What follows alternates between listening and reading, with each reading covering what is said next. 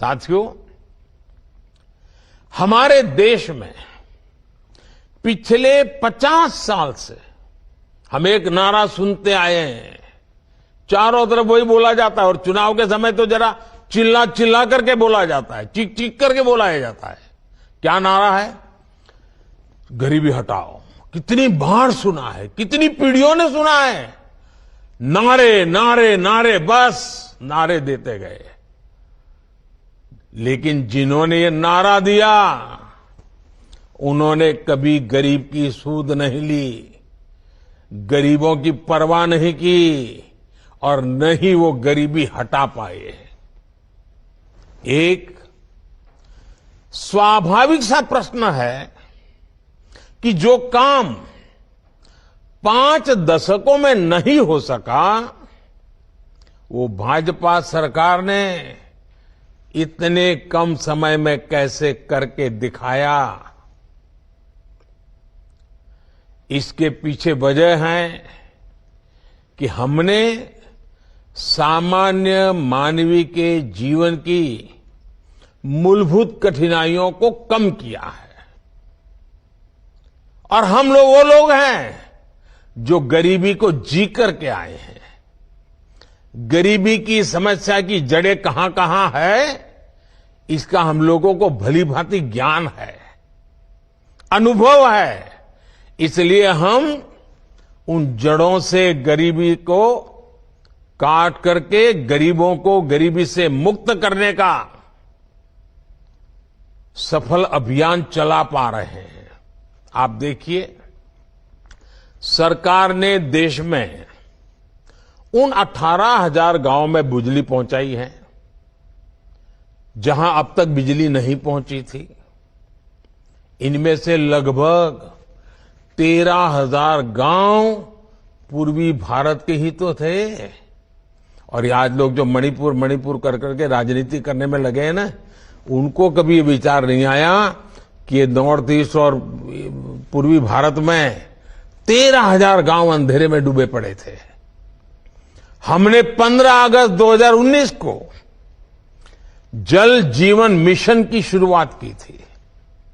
तब देश के 20% से भी कम ग्रामीण परिवारों तक नल से जल की सुविधा थी। आज 60% से भी ज्यादा ग्रामीण परिवारों को नल से जल, नल से पानी मिल रहा है। आपसे कई लोग ये जानकर हैरान रह जाएंगे कि मिजोरम जैसे राज्य में 4 साल पहले तक केवल 6% घरों में पाइप से पानी पहुंचता था। आज ये संख्या 90% से ज्यादा है। बिजली पानी की तरह ही पीएम आवास योजना भी गरीबों के जीवन को बेहतर बनाने में बहुत अहम भूमिका निभा रही है। बिहार में पिछले 9 वर्षों में 50 लाख से ज्यादा पक्के घर पीएम ग्रामीण आवास योजना के तहत बने हैं। 50 लाख।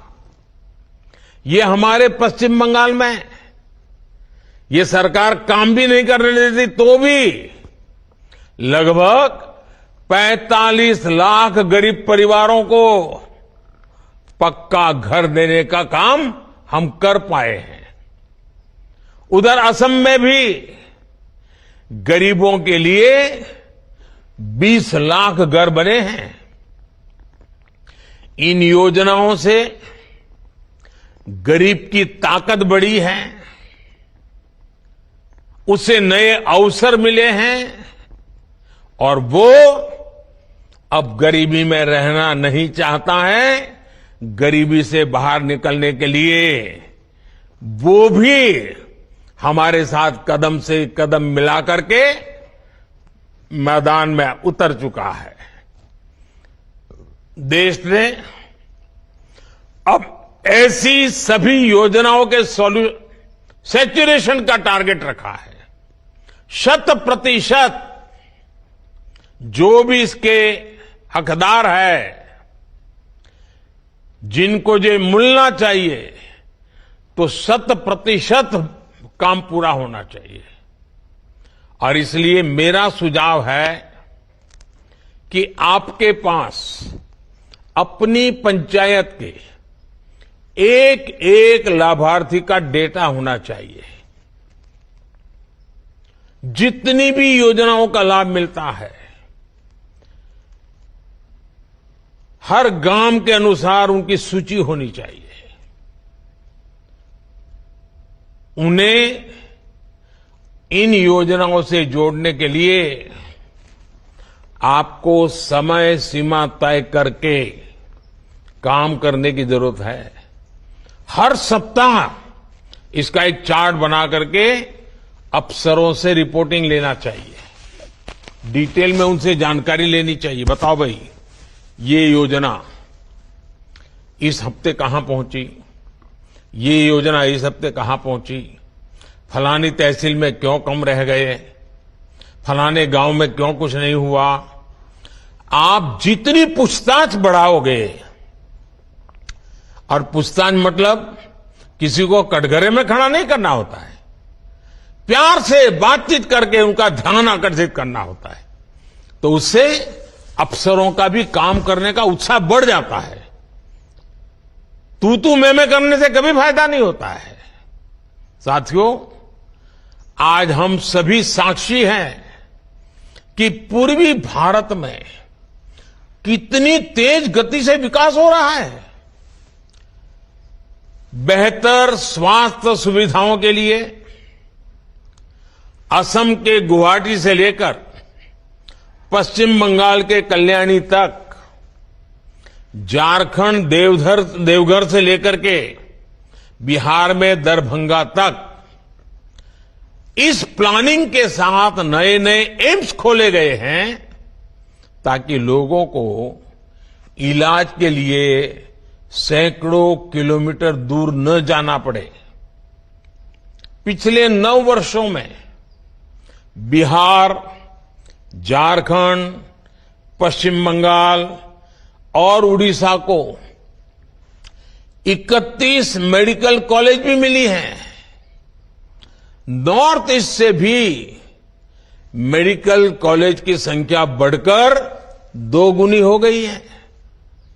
इसी तरह शिक्षा के क्षेत्र में भी पश्चिम बंगाल के कल्याणी में, बिहार के भागलपुर में और झारखंड के रांची में ट्रिपल आईटी खोला गया है।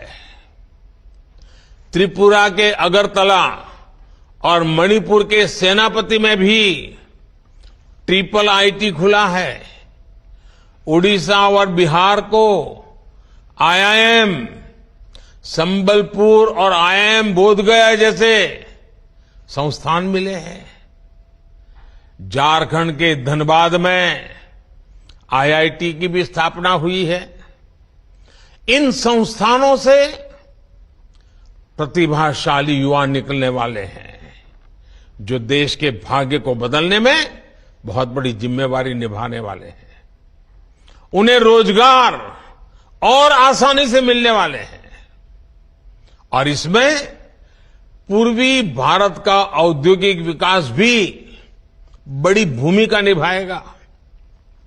बरौनी, सिंदरी, गोरखपुर और तलचर में फर्टिलाइजर कारखाने खुलने से न सिर्फ पूर्वी भारत के किसानों को फायदा हुआ है, बल्कि बड़ी संख्या में रोजगार का भी निर्माण हुआ है।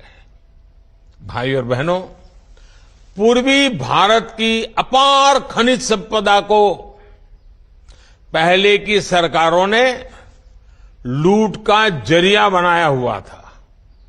हमने इस संपदा को औद्योगिक संभावनाओं से जोड़ने के लिए इंफ्रास्ट्रक्चर पर अभूतपूर्व काम किया है। पूर्वी और पूर्वोत्तर राज्यों में करीब 2 लाख करोड़ के 150 से ज्यादा प्रोजेक्ट पूरे किए जा चुके हैं। 14.5 लाख करोड़ के करीब 1250 प्रोजेक्ट्स पर आज काम तेज गति से चल रहा है।